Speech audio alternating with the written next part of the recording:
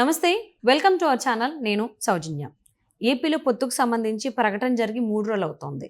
మరి ఈ 3 రోజుల్లో పరిణామాలు ఏ విధంగా ఉన్నాయి? ఇది చంద్రబాబుకి పాజిటివ్ అనుకోవాలా, నెగిటివ్ అనుకోవాలా?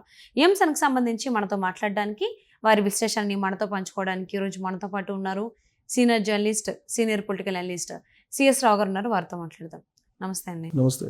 ఏపీలో టీడీపీ, బీజేపీ, జనసేనకు సంబంధించి పొత్తుకు సంబంధించి ప్రకటన జరిగి 3 రోజులు అవుతోంది. మరి ఈ 3 రోజుల్లో పరిణామాలు ఏ విధంగా ఉన్నాయి? అది చంద్రబాబు నాయుడుకి పాజిటివ్ అనుకోవాలా, నెగిటివ్ అనుకోవాలా? స్ట్రేట్ వైపుగా వెళ్తున్నాయి పరిణామాలు. సో ఈ విషయంలో ఆంధ్రప్రదేశ్ ప్రజలు కూడా కన్ఫ్యూజన్లో ఉన్నారు. ఈ పొత్తుకు సంబంధించి అబ్జర్వ్ చేస్తున్నటువంటి వాళ్ళు కూడా కన్ఫ్యూజన్లో ఉన్నారు. అసలు ఈ పొత్తు పాజిటివ్ అవుతుందా, నెగిటివ్ అవుతుందా అనేది ఈ 3 days నుంచి అఫీషియల్గా ప్రకటించారు. పొత్తు అనేది అఫీషియల్గా ప్రకటించి 3 days అవుతుంది. ఈ 3 daysలో జరిగినటువంటి పరిణామాలు, కొన్ని పరిణామాలను మనం తీసుకుంటే ఎంత పాజిటివ్ ఉంది, ఎంత నెగిటివ్ ఉంది అనే దాని మీద ఒక అంచనాకి రావచ్చు. అలాగే రాబోయేటువంటి రోజుల్లో ఇది సక్సెస్ అవుతుందా, ఫెయిల్ అవుతుందా అనే దాని మీద కూడా మనం ఒక అభిప్రాయానికి రావచ్చు.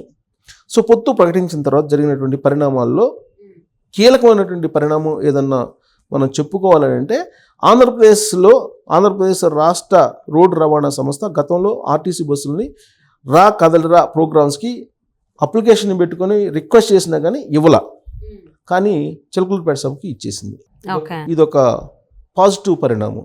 2, అనకాపల్లి జాయింట్ కలెక్టర్ మీద ఆల్రెడీ కంప్లైంట్ చేసింది ఇంతకుముందు తెలుగుదేశం పార్టీ.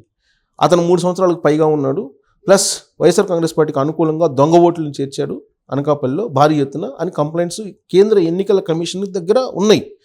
ఆధారాలు సహా తెలుగుదేశం పార్టీ అప్లై చేసింది, దరఖాస్తు చేసింది ఇతను ఉండటానికి లేదని. అయినప్పటికీ చర్యలు తీసుకోవాలి. కానీ ఈ పొత్తు ప్రకటన చేసినటువంటి 2వ రోజే ఆయన్ని బదిలీ చేసింది. ఇది మరొక పాజిటివ్ పరిణామం. ఇక 3వ పాజిటివ్ పరిణామం ఏంటంటే ఆంధ్రప్రదేశ్లో చాలా చోట్ల ప్యానిక్ సిచ్యువేషన్ ఉంది. తెలుగుదేశం పార్టీ వాళ్ళని, జనసేన పార్టీకి సంబంధించిన కార్యకర్తలని భయపిస్తున్నారు, దాడులు చేస్తున్నారు, ఇలాంటివి వినిపిస్తున్నాయి. ఆ ప్యానిక్ సిచ్యువేషన్ నడుమ అసలు రేపు ఎలక్షన్ చేయగలమా లేమా అనేటువంటి ఒక సందేహం ఆ పార్టీలో ఉండేది. అయితే ఇప్పుడు తాజాగా కుప్పంకి కేంద్ర బలగాలని దింపారు. ఇప్పుడు కేంద్ర బలగాలు కుప్పంలో ఏం చేస్తున్నాయి? మార్చిపాటు చేస్తున్నాయి.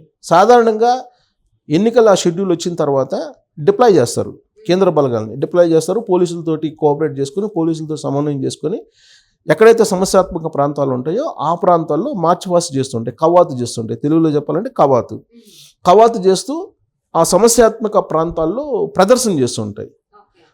మార్చిపాస్ట్ చేస్తుంటాయి, ప్రదర్శన చేస్తాయి. అంటే మేము ఉన్నాం, మీరు ధైర్యంగా ఉండండి, మీరు ధైర్యంగా పోయి ఓటేయండి అనేటువంటి ఒక ధైర్యం కల్పించడానికి ఎన్నికల కమిషన్ ఆధ్వర్యంలో ఇవన్నీ జరుగుతుంటాయి.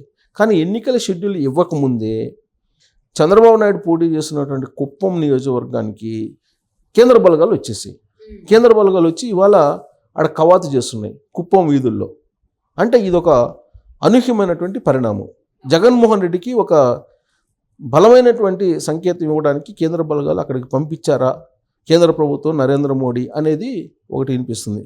ఎందుకు అనంటే ఫస్ట్ నుంచి వాళ్ళు ఏం చెప్తున్నారు, కుప్పంలో ఈసారి చంద్రబాబు నాయుడు ఓడిస్తాం అని చెప్తున్నారు. ఎలా ఓడిస్తారయ్యా మీరు అని అంటే దొంగ ఓట్లు, రిగ్గింగు, రౌడీయిజం, గూండాయిజం, వీటి ద్వారా ఓడిస్తారని చెప్పి తెలుగుదేశం పార్టీ ఇక లేకుండా ఫ్రీ అండ్ ఫెయిర్ ఎలక్షన్ జరిగితే కనుక తెలుగుదేశం పార్టీ గెలుస్తుంది.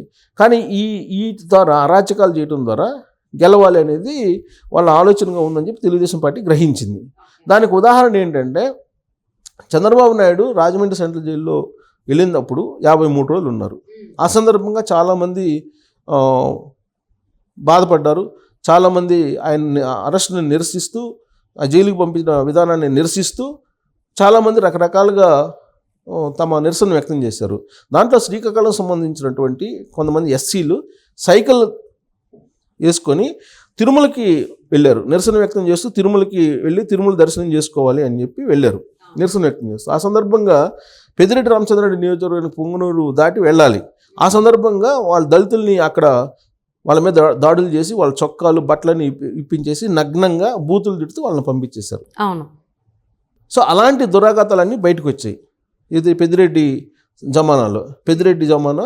ఇప్పుడు చిత్తూరు జిల్లాలో పెద్దిరెడ్డి రామచంద్రారెడ్డి యొక్క హవా కొనసాగుతుంది. ప్రత్యేకించి కుప్పంలో ఆయన ఎంటర్ అయ్యి రాజకీయాలు చేస్తున్నాడు. సో ఈ పెద్దిరెడ్డి రామచంద్రారెడ్డి ఎవరు అని అంటే చంద్రబాబు నాయుడుకి university meet, SV university, Tirupati యూనివర్సిటీలో వీళ్ళిద్దరూ బ్యాచ్మేట్స్. సో అప్పటి నుంచి విద్యార్థి రాజకీయాలు చేసేటప్పటి నుంచి కూడా వీళ్ళిద్దరూ రాజకీయ వైరం కలిగినటువంటి వాళ్ళు. Okay. So Chandrababu Naidu CM అయిన తర్వాత ఆయన హవా తగ్గిపోయింది కంప్లీట్గా. రాజశేఖర రెడ్డి సీఎంగా ఉన్నప్పుడు కూడా పెద్దిరెడ్డి రామచంద్రారెడ్డి పెద్దగా ఏం లేదు, సీకే బాబు అనే అతను ఉండేవాడు. ఆ సీకే బాబు ఇప్పుడు ఏంది తెలుగుదేశం పార్టీకి నేను సపోర్ట్ చేస్తాను అన్నాడు.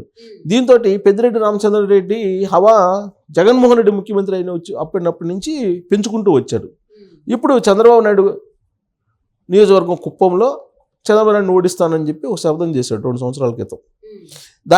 దానికి అనుగుణంగా ఆయన రకరకాల అరాచకాలు, సామ దాన భేద దండోపాయాలు అక్కడ ప్రయోగిస్తున్నారు.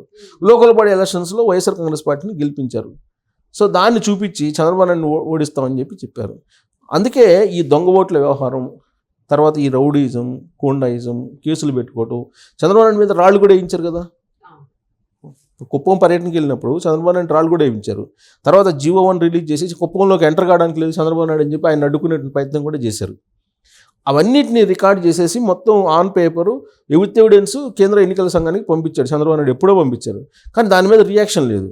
ఇప్పుడు ఇమీడియట్గా రియాక్షన్ వచ్చింది. అక్కడ కేంద్ర బలగాలు దిగిపోయాయి. దీంతో తెలుగుదేశం పార్టీ క్యాడర్ యాక్టివ్ అవుతారు, భయం లేకుండా ఉంటారు. ఎందుకు? కేంద్ర బలగాలు వచ్చాయి కాబట్టి ఈ అరాచకాలు, గూండాయిజం, రౌడీజం ఉండేటువంటి అవకాశం లేదు. ప్లస్ ఎన్నికల షెడ్యూల్ వచ్చిన తర్వాత కంప్లీట్గా యంత్రాంగం మొత్తం యంత్రాంగం మొత్తం కూడా ఎన్నికల కమిషన్ ఆధ్వర్యంలోకి వెళ్ళిపోతుంది. అయితే ముందే వాళ్ళు డిప్లాయ్ చేశారంటే దాని సంకేతం ఏంటి? కేంద్ర ప్రభుత్వం మేము ఉన్నాము, మీ ఇష్టం వచ్చినట్టు చేస్తే కుదరదంటే రాష్ట్ర ప్రభుత్వానికి ఒక వార్నింగ్ బెల్ ఇచ్చింది. అదే ఎన్నికల షెడ్యూల్ వచ్చిన తర్వాత కవాజ్ చేస్తే అది మామూలు అనుకుంటారు. ఎన్నికల షెడ్యూల్ రాకముందే పంపించారంటే ఇంకొక వారం ఉంది, వారం తర్వాత వస్తుంది అంటున్నారు. వారానికి ముందే పంపించారంటే కేవలం జగన్మోహన్ రెడ్డి ప్రభుత్వానికి వార్నింగ్ పరోక్షంగా ఇవ్వడానికి పంపించారు అని చెప్పి అదొక పాజిటివ్ పాయింట్గా చెప్పుకోవచ్చు. ఇక నెగిటివ్ పాయింట్స్ ఏంటి అని అంటే, ఇప్పుడు శివశంకర్ రెడ్డి రిలీజ్ అయ్యాడు. శివశంకర్ రెడ్డి ఎవరంటే వివేకానంద రెడ్డి మర్డర్ కేసులో ప్రధానమైనటువంటి ముద్దాయి, నిందితుడు అతను. శివశంకర్ రెడ్డికి ఆల్రెడీ బెయిల్ వచ్చేసింది. బెయిల్ వచ్చి కొన్ని కండిషన్ బెయిల్ తోటి ఇవ్వడం జరిగింది. ఏం కండిషను? ఆంధ్రప్రదేశ్లోకి ఎంటర్ కాకూడదు శివశంకర్ రెడ్డి అనేటువంటి కండిషన్ పెట్టింది కోర్టు, తెలంగాణ హైకోర్టు పెట్టింది. ఆ కండిషన్ తోటి ఆయన్ని విడుదల చేసింది. విడుదల చేసిన తర్వాత ఆయన ఏం చేస్తాడు? రాబోయేటువంటి రోజుల్లో ఆయన విడుదల చేయించడానికి రకరకాల ప్రయత్నాలు జగన్మోహన్ రెడ్డి చేశారు. ఎందుకు చేశారు? శివశంకర్ రెడ్డినే బెయిల్ మీద తీసుకొచ్చే ప్రయత్నం ఎందుకు చేశారు జగన్మోహన్ రెడ్డి అని అంటే, ఆ కడప వాళ్ళు కానీ పులివెందులు కానీ వాళ్ళు కానీ చెప్పేటువంటి మాట ఏంటంటే, మొత్తం ఎలక్షనీరింగ్ చేసేది శివశంకర్ రెడ్డే.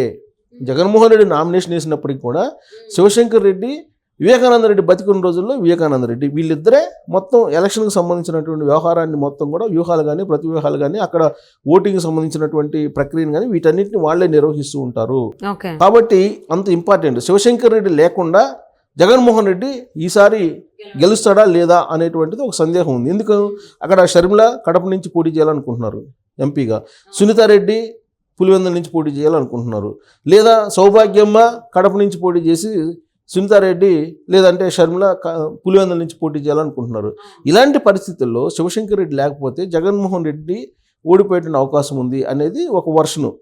అసలు వైనాట్ పులివెందుల అంటూ ముందు నుంచి తెలుగుదేశం పార్టీ వెళ్తుంది. దానికి సంబంధించినటువంటి ఎత్తుగడలు కూడా వేశారు. సో అందుకే శివశంకర్ రెడ్డిని విడుదల మీద తీసుకొచ్చారా? ఆ విడుదల వెనక కేంద్ర ప్రభుత్వం ఉందా? ఒకవేళ కనుక కేంద్ర ప్రభుత్వం ఉంటే కనుక ఈ పొత్తు మీద అనుమానాలు వస్తున్నాయి. ఇది ఒక నెగిటివ్ పాయింట్. అవును. సో ఆల్మోస్ట్ ఏపీలో పొత్తు లెక్కలు అనేది పరిణామాలు చాలా డిఫరెంట్గా ఉన్నాయి. ఒకరికి పాజిటివ్ అయితే ఇంకొక నెగిటివ్ ఉంది. సో నెగిటివ్ అనేది ఇప్పటివరకే నెగిటివా లేకపోతే సీక్రెట్గా ఇంకేమన్నా జరుగుతున్నాయి అనేటువంటి అనుమానాలు కూడా చాలా మందిలో వ్యక్తమవుతున్నాయి. మరి ఏ విధంగా ఉంటాయి ఈ పరిణామాలు? పాజిటివ్స్ అయితే ఎక్కువ కనిపిస్తున్నాయి.